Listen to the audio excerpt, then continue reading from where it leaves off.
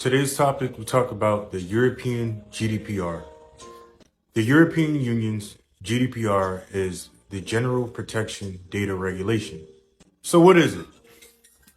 It's basically a law in the European Union that restricts a company from mishandling and using your data.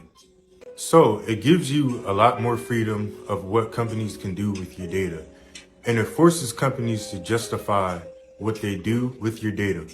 What I like about GDPR, the framework gives companies guidelines on what they can and cannot do with your data.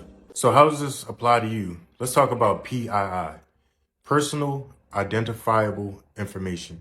PII could be anything like name, location, phone number, sexual orientation, religion, whatever it can identify you as a person.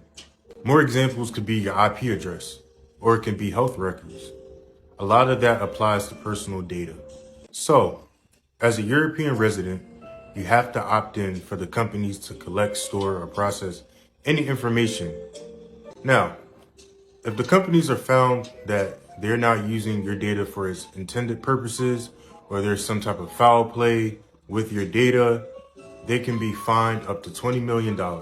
This is the GDPR framework that is enlisted for European residents.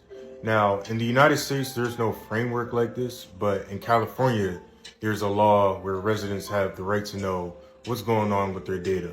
Now, going in the future, I'm not sure if the United States will have a law that is, parallel to the GDPR, but we as people can always rally to have some type of change or have some type of framework that can help us out with data and companies.